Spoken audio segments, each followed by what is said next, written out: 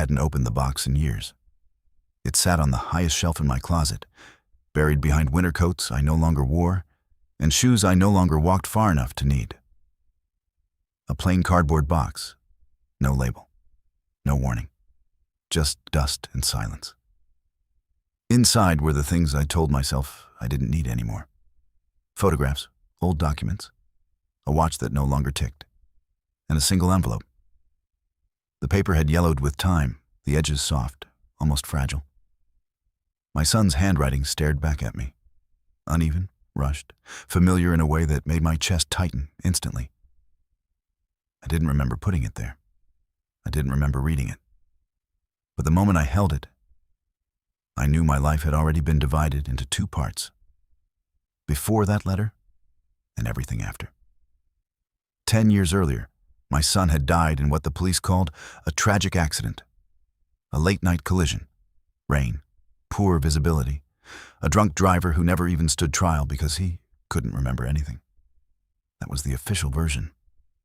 I was told it was quick, that my son didn't suffer, that there was nothing more to investigate. People said all the right things at the funeral. He was a good man. He loved his family. At least he didn't know what was coming. I nodded. I shook hands. I accepted condolences like they were facts. But something never felt right. My son had been careful, almost obsessive. He never drove tired, never drank, never took shortcuts. And yet suddenly, he was gone, reduced to a report number and a sealed coffin. I didn't push. That's my greatest shame. At the time of his death, my son left behind a wife and a 3-year-old daughter, my granddaughter. I remember holding her at the funeral. She was too young to understand why everyone around her was crying, too small to grasp why her father wasn't coming home. She clutched a stuffed animal and stared at the flowers like they were part of some strange game. Her mother, my daughter-in-law, stood beside me, composed, distant, perfectly calm. Too calm. I told myself people grieve differently. I wanted to believe that. A week after the funeral, my daughter-in-law called me. Her voice was soft, controlled, almost rehearsed. She told me she was scared, that raising a child alone wasn't what she had planned, that she wanted to give her daughter the best possible life. Private education, security, stability. She didn't ask directly. She didn't have to.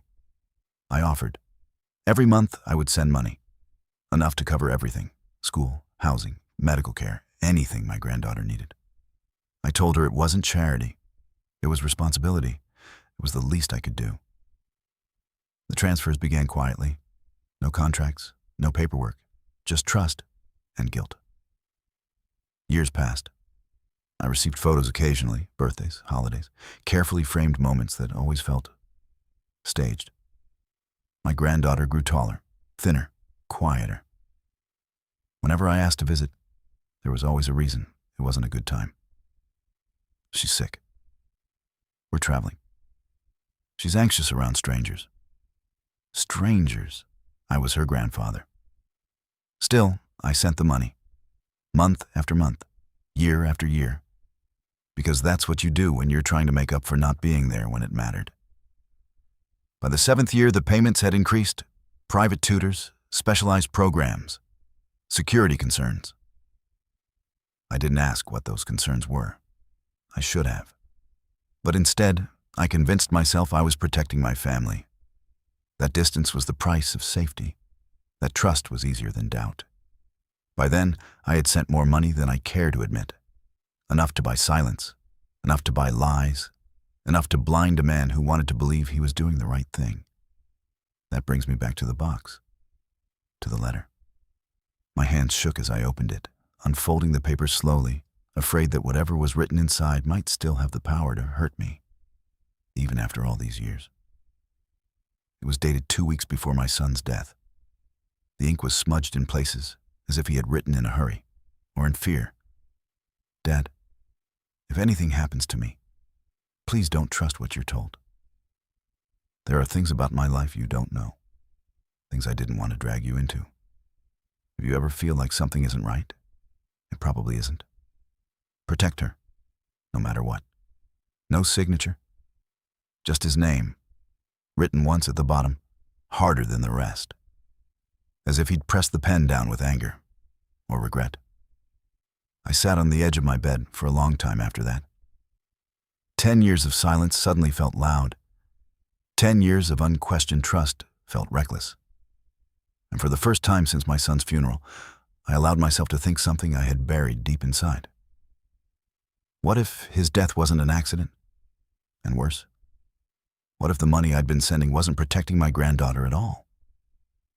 That night, I didn't sleep, because for the first time, I realized something terrifying.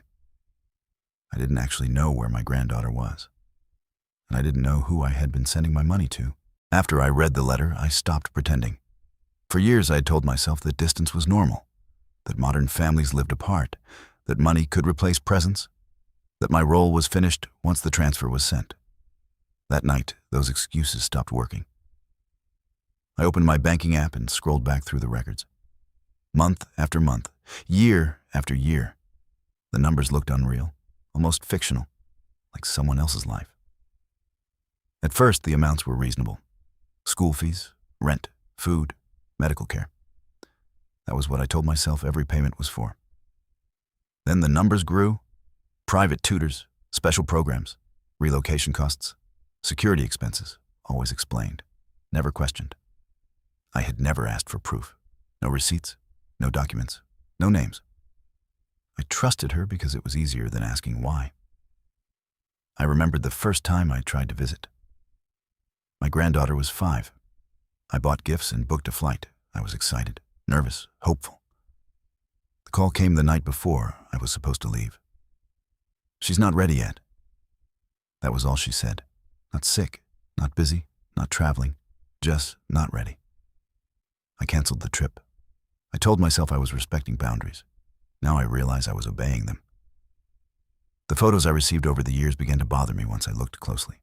They were always perfect. Too perfect. Neutral backgrounds, carefully chosen angles. No school logos, no friends, no messy rooms. My granddaughter always looked clean and distant, like a child posing for a catalog, never laughing, never mid-movement, never caught off guard. I had ignored that for years, because acknowledging it would mean admitting something was wrong. After the letter, I called my daughter-in-law. I asked simple questions. How's she doing? What grade is she in now? What does she enjoy studying? There was a pause, then answers that sounded correct but felt empty. She spoke like someone reciting lines she had practiced many times before. When I asked for the school name, the call ended quickly. She said she would send it later. She never did. That was the moment I understood something important. I had never actually seen proof that my granddaughter went to school, not once. No report cards, no teacher messages, no school events, no classmates. Just my money leaving my account, and silence coming back. I spent the next few days reviewing everything. Messages, emails, photos, dates. Patterns began to appear. We moved cities often, sometimes countries. Always for reasons related to safety, or privacy, or opportunity. Always reasons that discouraged visits. Always reasons that required more money. I had believed them all. I tried calling my granddaughter directly. The phone rang, then stopped. A message arrived minutes later. She was tired. I answered for her. That answer stayed with me, because I realized something unsettling. I had never had a real conversation with my granddaughter without her mother present. Not once in 10 years. That night, I dreamed of my son. He stood across from me, silent, watching. I tried to speak, but no words came out. He pointed behind me. When I turned around, there was nothing there. I woke up with a single thought in my mind. I was not protecting anyone. I was paying to stay ignorant. The next morning, I made a decision. I would stop the next transfer. Just for 1 month. Just to see what would happen. I expected anger, or fear, or negotiation. What I received instead was something far worse. Panic. Within hours, my phone exploded with messages.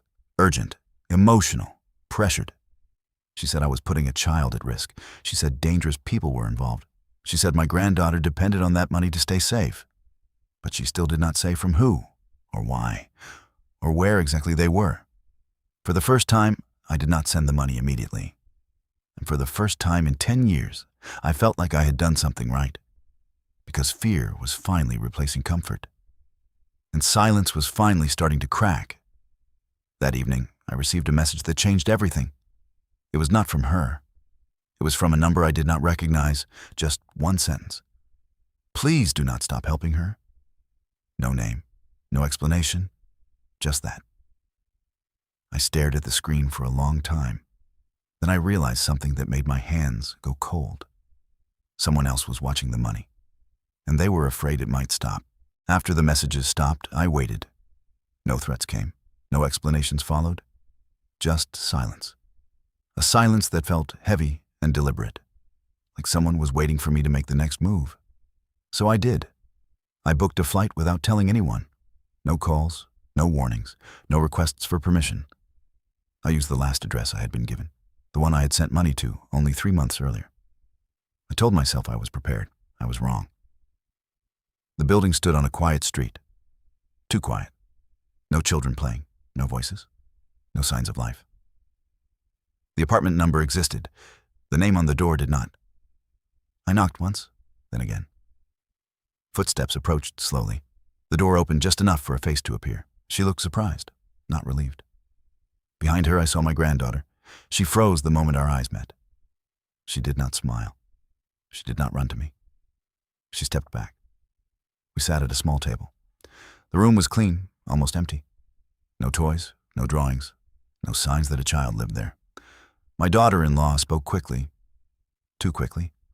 She explained that they were in the middle of another move, that most of their belongings were already packed.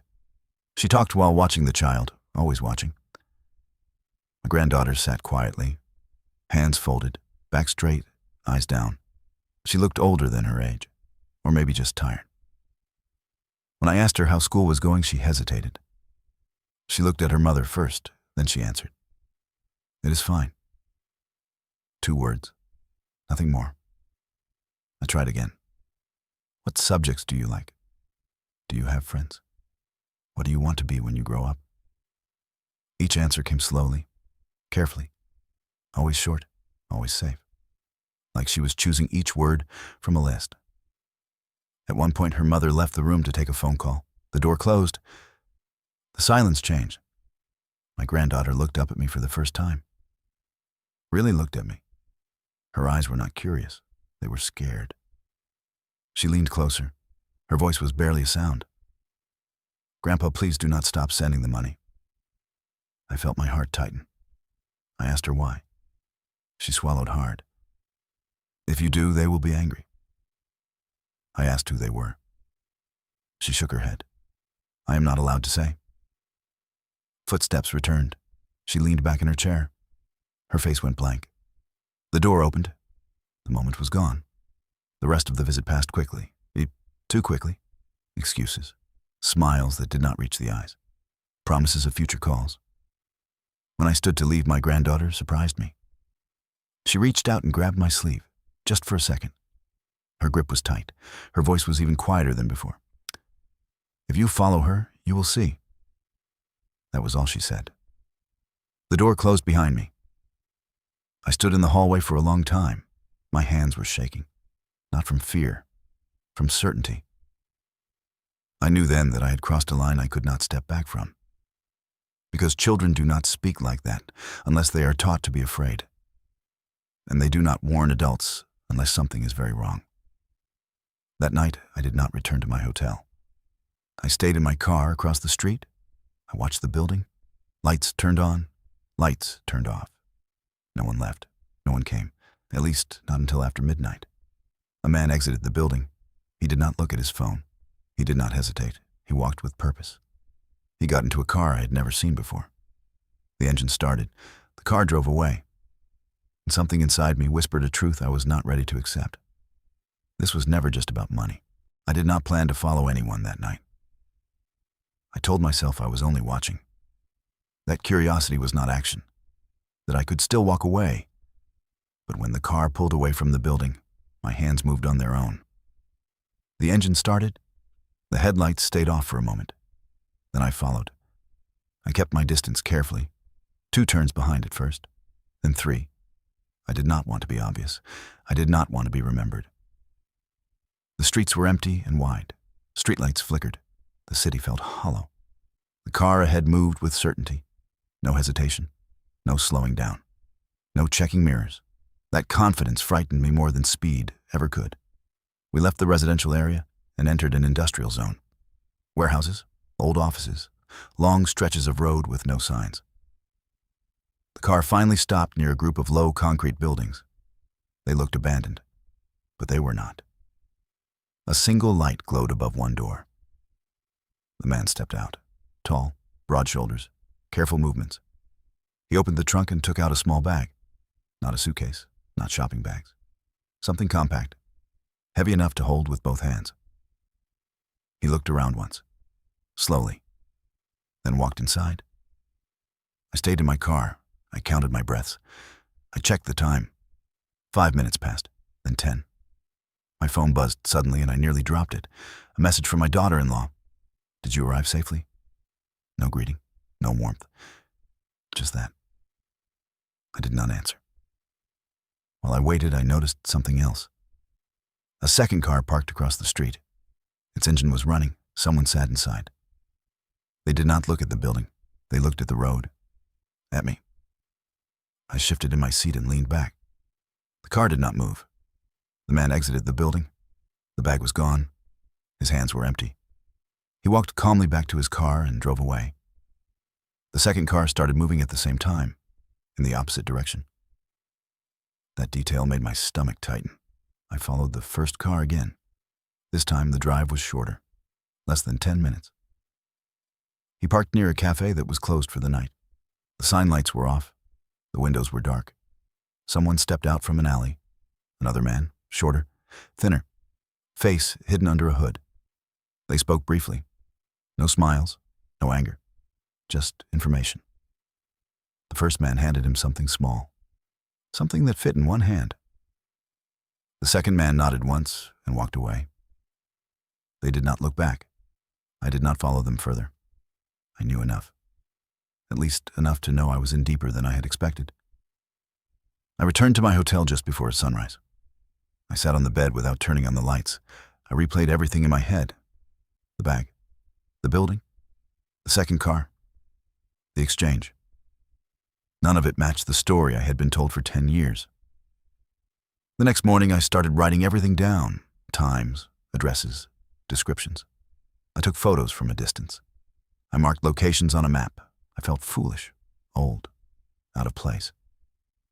But each note made one thing clearer. This was organized, repeated, planned. I searched the apartment address again, this time deeper. The lease was under a company name, a generic name, impossible to remember. The company had no website, no employees, no history. It existed only on paper. I walked past the building in daylight. It felt different in the sun. Neighbors avoided eye contact. Doors closed quickly. Windows were covered. A woman across the street watched me, not with curiosity, with suspicion. When I looked at her, she turned away immediately.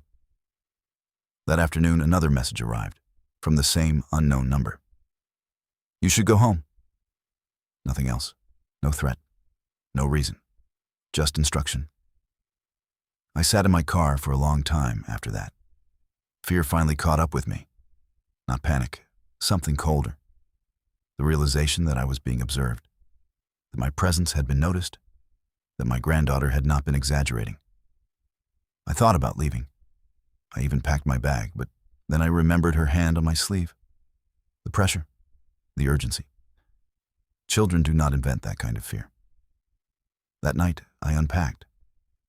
I decided to stay, because following shadows had shown me enough to understand one thing.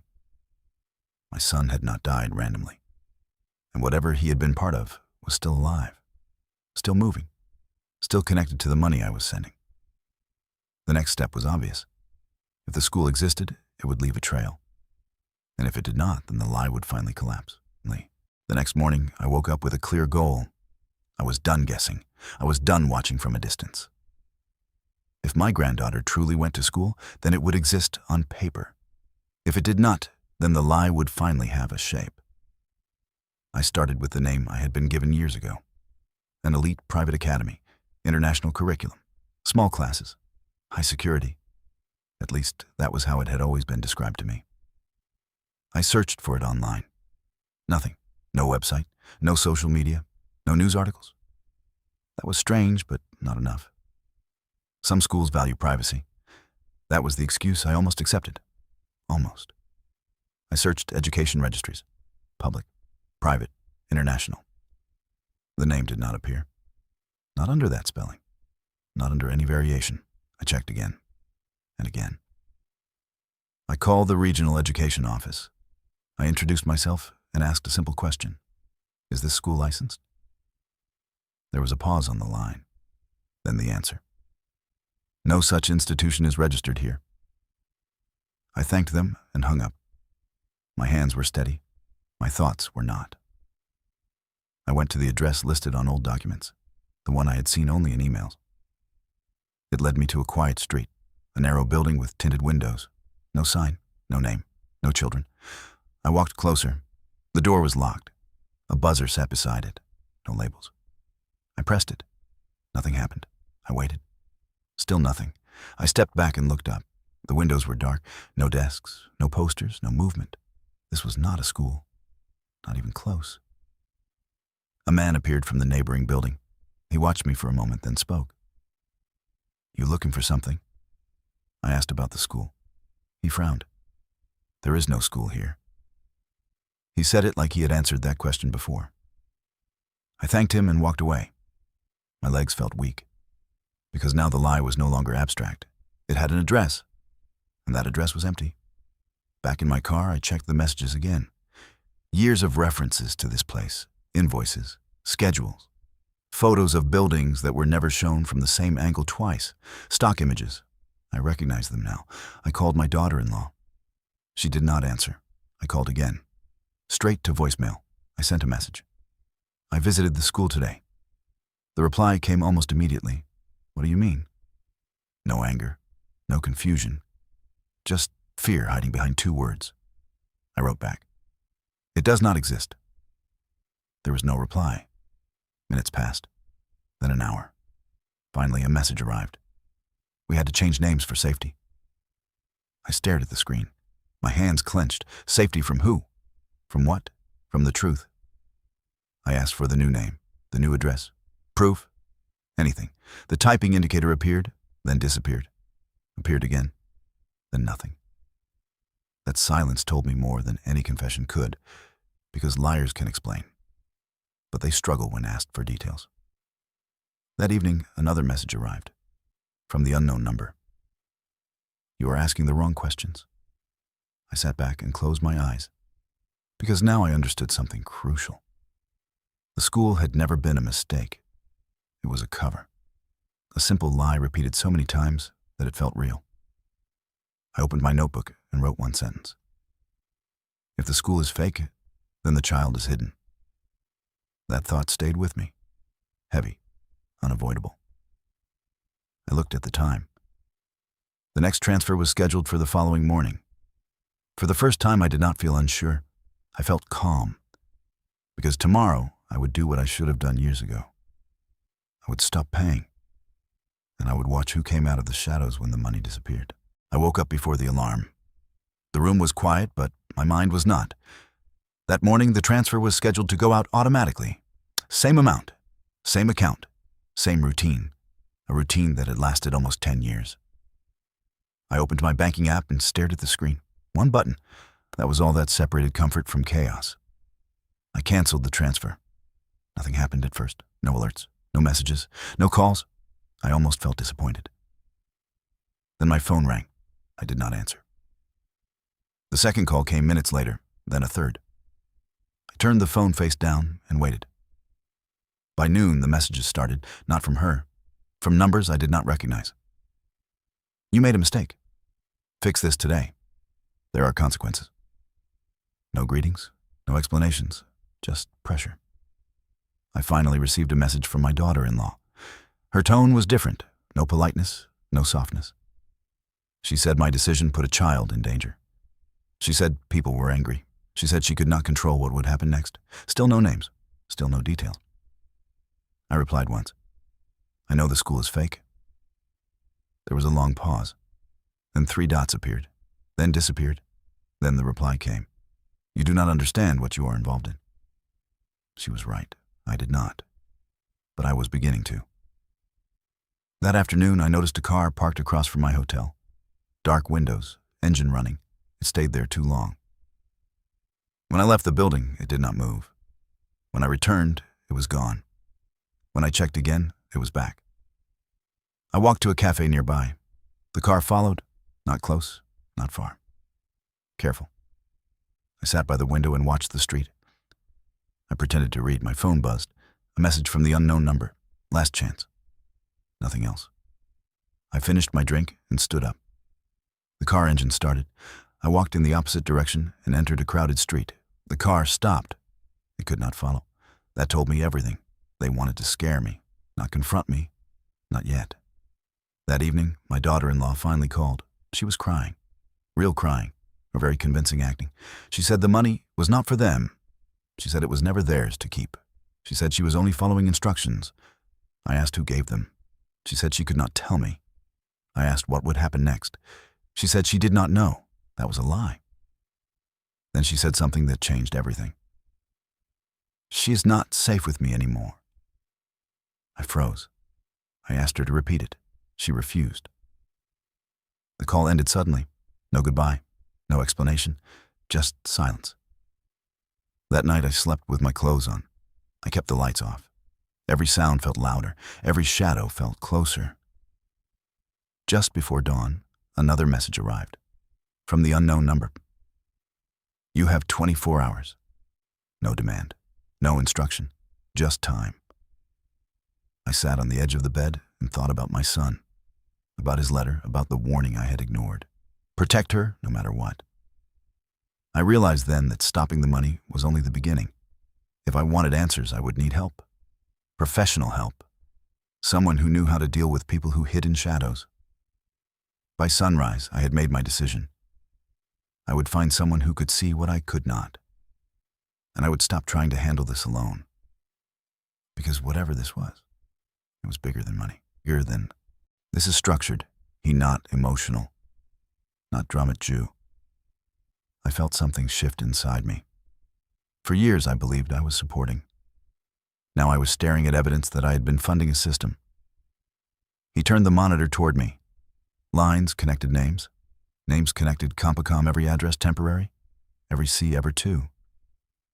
They move often, he said. Not because they are afraid, because they do not want patterns. I asked what kind of operation this looked like. He leaned back. Financial channeling at minimum. That phrase felt small compared to what I feared. He dug deeper into the identity of my granddaughter.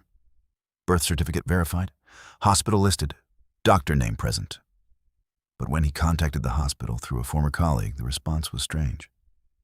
The doctor had retired earlier than expected. The department records from that year were incomplete. Not missing. Incomplete. He looked at me carefully. Did you ever do a DNA test? No, I never doubted. I never imagined I would need to. He arranged one quietly. He said it would be simple. A glass, a strand of hair, a trace. He asked if I could get something from her. I remembered the visit, the table, the cup she drank from. I had taken it with me without thinking. Now I knew why. The results would take time. In the meantime, he kept digging. He traced the first company that received my money. It was formed 2 months before my son died. 2 months. My chest tightened.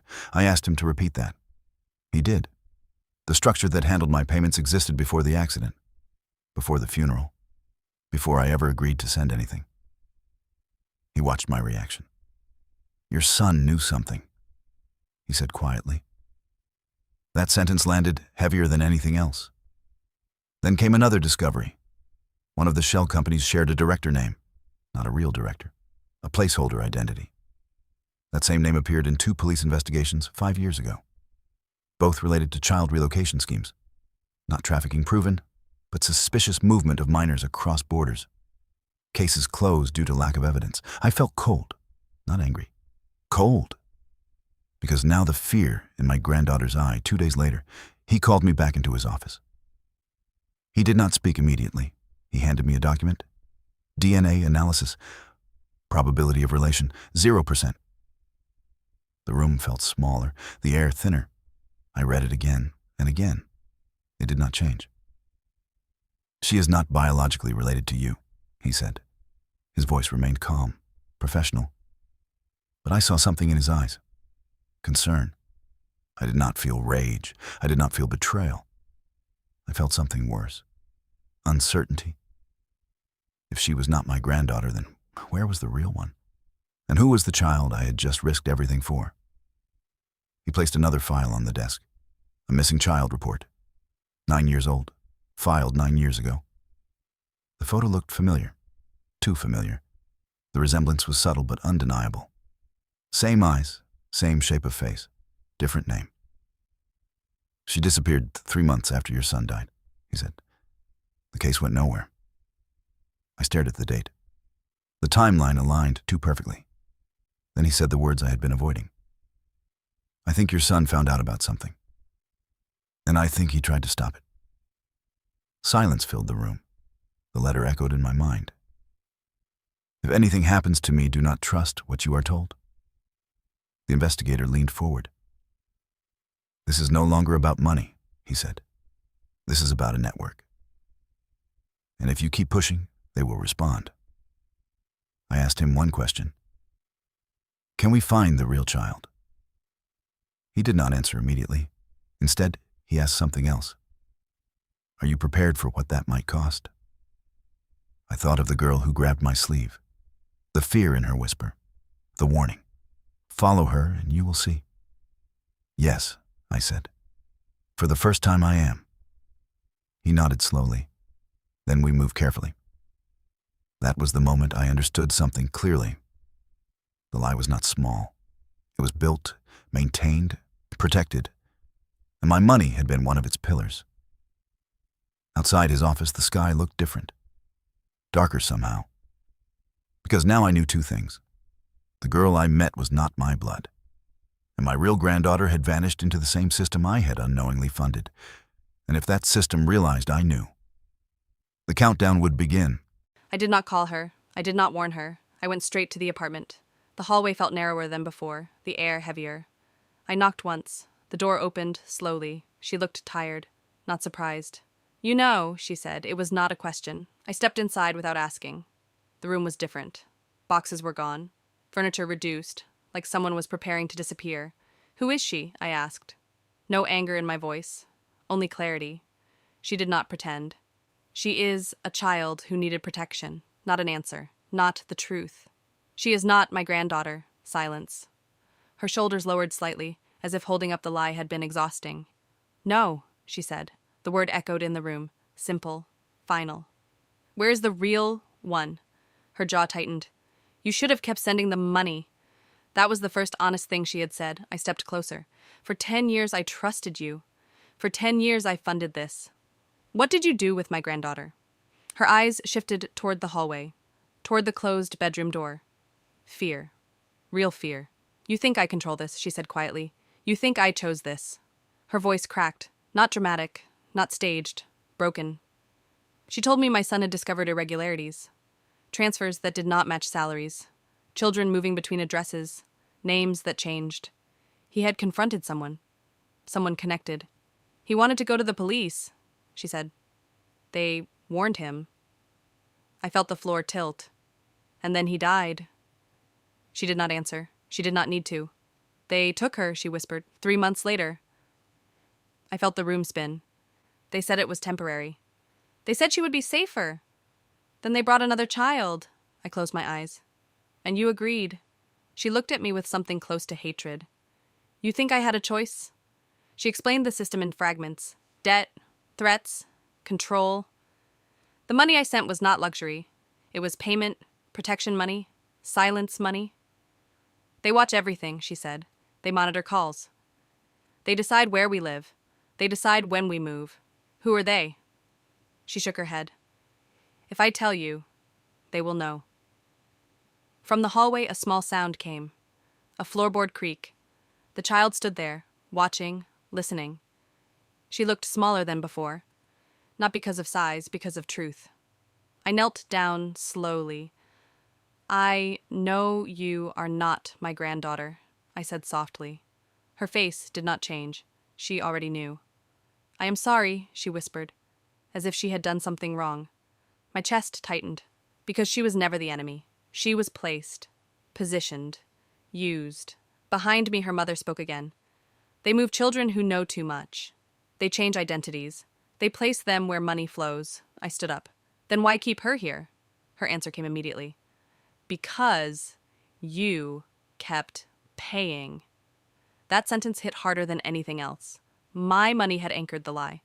As long as the transfers continued, the story remained stable. You stopping the payment broke the pattern, she said.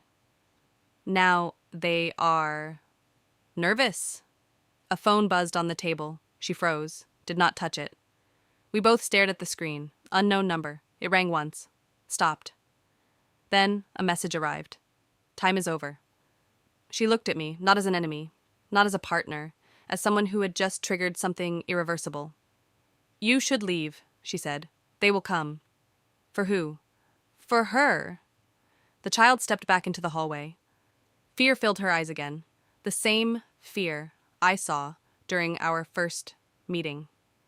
I realized then the confrontation was never the end. It was the signal, the moment the hidden structure understood that the illusion had collapsed. I moved toward the door, then stopped. One last question, I said. Is my granddaughter alive? Her silence was longer than before. Too long. I do not know, she whispered. Outside the building, the street felt wrong. Too quiet, too still. Across the road, a car engine started. The countdown had begun. The car across the street did not hide. It did not rush. It waited, engine running, lights off. I felt watched from every direction. I walked to my own car slowly, not too fast, not too slow. My phone vibrated in my pocket. A message from the investigator. They know you confronted her. No greeting, no surprise, just confirmation. How? I typed back. Phones, cameras, movement. Then another message. Leave now. I looked toward the apartment building again. A shadow moved behind the curtain. Then the door opened. Not her. Two men stepped out. Calm. Purposeful. They walked toward the entrance of the building next door. Not rushing. That made it worse. My phone rang. It was her. They are here, she whispered. They said routine check. Her breathing was uneven. They are asking about you. Take the girl and come downstairs, I said. No, she answered immediately. They will see. In the background, I heard a male voice. Firm, controlled. Then silence. The call ended. I did not think. I moved. Across the street, through the entrance, up the stairs. Every step echoed too loudly. The apartment door was open. Inside stood one of the men I saw outside. He turned slowly when he heard me. No anger on his face. Only calculation. You should not be here, he said. His voice was calm, professional. Behind him I saw her, standing near the wall, the child beside her, still, quiet, watching. I am taking her, I said. Not shouting, not negotiating. The man smiled slightly. That is not possible. Another figure appeared in the hallway behind me, blocking the exit. I realized then how carefully this was arranged. They did not need weapons. They had control. She is not related to you, the first man continued. You have no legal standing. He was right, on paper. The investigator had warned me, without evidence, without coordination. I had nothing. But I did have one thing they did not expect. Exposure. I took out my phone and lifted it slowly. Everything is being recorded, I said. That was not entirely true, but it was close enough. The man's expression changed slightly. Not fear. Concern. He glanced toward the second man. A silent conversation passed between them. From the hallway, the child spoke, soft but clear. I do not want to go. The room froze. The words were simple. But They broke the script. The first man stepped closer to her, kneeling slightly. "You are safe," he said. His voice was different now, polished, reassuring. She did not move toward him. She moved toward me. One step, small, definite. That shift changed everything. Because control depends on obedience, and she had just chosen. Outside the building, a siren sounded in the distance. Not close, but close enough. The investigator, he had anticipated this. The men reacted instantly. No panic, just adjustment. "This conversation is over," the first one said. "We will be in contact." They stepped back, moved past me, calm, controlled, as if this was only a minor disruption, not a loss. The siren grew louder, then stopped abruptly. Silence again. I turned to her. "You need to come with me now," I said. She hesitated. Not because she did not want to leave, because she was afraid of what leaving meant. Her mother looked at me, tears in her eyes. "If you take her, they will punish us." I understood then. This was not just about one child. It was about leverage. "I cannot leave her here," I said. My voice felt steady for the first time in days. Footsteps echoed in the stairwell. Not police, not help. More of them. The investigator's voice came through my phone speaker suddenly. "Down the back stairs! Now!" He had tracked my location. He had planned for this. I grabbed the child's hand. She did not resist. We moved toward the kitchen, toward the service exit. Behind us, voices rose. Still calm, still controlled, but closer. The back stairwell smelled of dust and metal. We descended quickly. 1 floor, 2 floors. A door at the bottom. Locked. For 1 second, my heart stopped. Then the handle turned from the outside. The investigator stood there, face serious, engine running behind him. "Get in," he said. No explanations. No questions. As we drove away, I looked back at the building. No one chased. No one ran. They stood at the entrance, watching. That was the moment I understood something terrifying. They were not afraid, because to them this was not over. This was escalation. The child sat beside me in silence, hands shaking slightly, but she did not cry. She looked forward, as if she knew this was only the beginning, and somewhere in the city. Someone had just lost control of a piece on the board, and they would want it back. We did not drive to the police, not yet. The investigator chose a different route. Back roads, no main streets, no cameras where possible. The girl sat in the back seat, silent, watching everything. "Do they know where I live?" I asked. "Yes," he answered. "Then nowhere is safe." He did not argue. We stopped at a small house outside the city. Temporary, anonymous, rented under a different name. Inside it felt bare but secure. For the first time in days, the air did not feel heavy. I turned to the girl. "What is your real name?" She hesitated. Then she said it.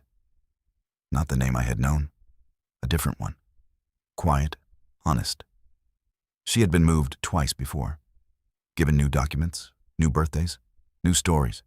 She was told to act grateful, to smile in photos, to never ask questions.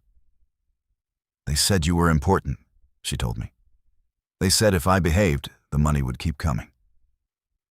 The words were simple, but they cut deeper than anger ever could. The investigator entered the room. He had new information. They had traced an older case, a transfer record from 9 years ago. A child moved across the border under emergency relocation status.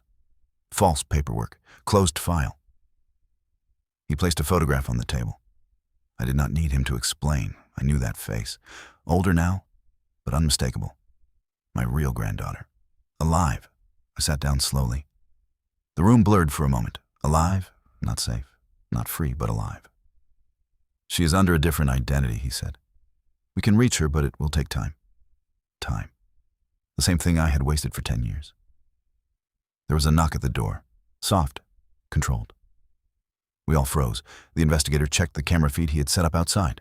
1 car, 2 men. Calm, waiting. "They found us," he said. Not surprised, just resigned. "They will not break in," he added. "They do not operate like that. They apply pressure, legal pressure, financial pressure, reputation pressure." My phone rang. Unknown number. I answered. A familiar, calm voice spoke. "You have something that belongs to us." I did not respond. "You have a choice," the voice continued. "Return the child and everything returns to normal." Normal. The word felt almost absurd. "And if I refuse?" A short pause. Then the other one disappears permanently. The line went silent. I understood. This was the final move. A trade. One child for another. Control restored. I looked at the girl in the room with me. She was watching my face. Waiting. Not begging. Not crying. Just waiting. Then I looked at the photograph on the table. My real granddaughter. Alive. Somewhere. Still inside the system. For 10 years I had chosen comfort. I had chosen routine. I had chosen not to look deeper. That was over. I picked up the phone again and dialed emergency services. Not quietly, not secretly, out loud. So they could hear through whatever device they were using. "I want to report organized child identity fraud and cross-border relocation," I said clearly. "I have documentation and witnesses." The investigator nodded slightly. He had already prepared the files. The car outside did not leave immediately, but it did not approach either. Pressure works best in silence. Exposure works best in noise. The next weeks were chaos. Interviews, statements. Documents reopened. Old cases resurfaced. Patterns emerged. Not just one child. Many. The girl who sat beside me entered protection services. Not as evidence. As a victim. For the first time, she was allowed to use her real name. It took months. But we found her. My granddaughter. Thinner, older, cautious, but alive. The reunion was not dramatic. No running, no crying. Just a long look. A recognition. A slow step forward. "I remember you," she said. Her voice was unsure. But it was real. I could not undo 10 years. I could not erase what happened. But I could choose what happened next. The system did not collapse overnight. Networks like that never do. But cracks formed. Investigations spread. Names surfaced. The man on the phone was arrested under financial conspiracy charges first. Child relocation followed. More came after. One evening, months later, I sat alone in my house. The same box on the shelf. The same letter in my hands. "If anything happens to me, do not trust what you are told." He knew. He tried. He paid for it. I whispered into the empty room. I did not stop this time. Money had built the lie. Truth destroyed it. And the hardest lesson of all stayed with me. Silence is not protection. It is permission.